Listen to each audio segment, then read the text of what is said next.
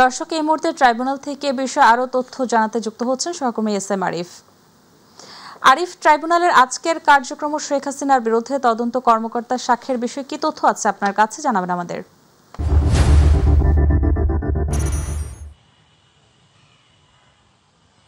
শাইলি, আজকে তৃতীয় দিনের মতো এই শেখ হাসিনা সহ যে 3 জনের বিরুদ্ধে মানবতা বিরোধী অপরাধের মামলাটি রয়েছে ট্রাইব্যুনাল 1-এ, সেখানে মূল যে তদন্ত কর্মকর্তা তিনি তৃতীয় দিনের মতো আজকে সাক্ষ্য দিচ্ছেন এবং প্রথম ধাপে তার সাক্ষ্য, প্রথম অংশ সাক্ষ্য ইতিমধ্যে শেষ হয়েছে। একটি বিরতি চলছে, বিরতির পর আবার বেলা 3টা থেকে তিনি আবারও সাক্ষ্য, তার বাকি যে সাক্ষ্য অংশ রয়েছে সেটি তিনি প্রদান করবেন ট্রাইব্যুনালে।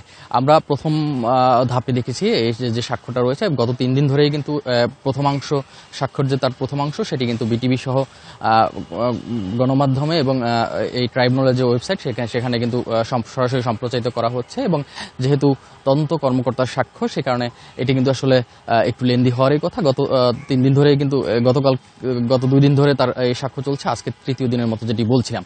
তো এটার কারণ হলো জব্দকৃত বিভিন্ন ধরনের তথ্য প্রমাণাদি তা কিন্তু বিশ্লেষণ করা লাগে এই তার সাক্ষ্যে।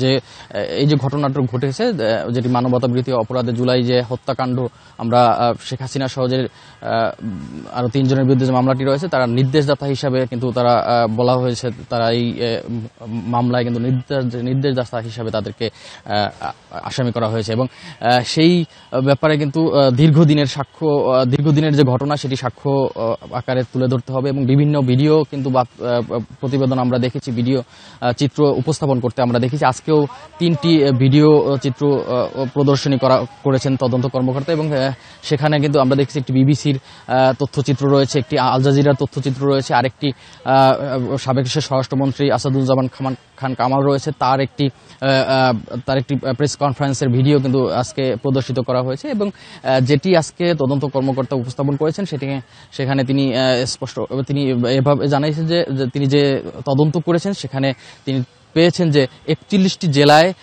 এই যে মারণাস্ত্র ব্যবহার করে হত্যাকাণ্ড ঘটানো হয়েছে সেটি কিন্তু তিনি জানিয়েছেন। এবং সেই 41টি জেলার 400-রও বেশি স্পট এই হত্যাকাণ্ড ঘটানো হয়েছে, এটি তিনি উপস্থাপন করেছেন। এবং পাশাপাশি 50টি জেলায় মারণাস্ত্র ব্যবহার করা হয়েছে, তার তদন্তে তিনি সেটি খুঁজে পেয়েছেন, সেটি কিন্তু ট্রাইব্যুনালের সামনে বলেছেন। এবং আরেকটি বিষয় জানিয়ে রেখে, এই প্রথমাংশে আজকের তার সাক্ষ্য গ্রহণের পর তার সাক্ষ্য গ্রহণের বিষয়ে কিন্তু কথা বলেছেন ট্রাইব্যুনালের প্রসিকিউটর মিজানুল ইসলাম।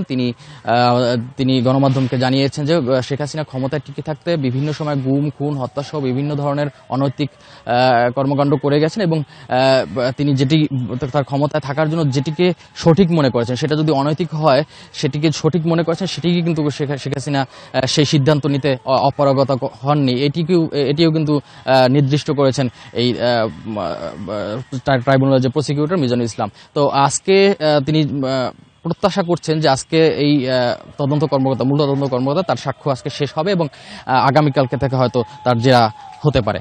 তো এই ছিল আমার কাছে সর্বশেষ। আরিফ, আপনাকে ধন্যবাদ। দর্শক, ট্রাইব্যুনালের আজকের কার্যক্রম সবশেষ পরিস্থিতি জানাচ্ছিলেন আমাদের সহকর্মী এস.এম. আরিফ।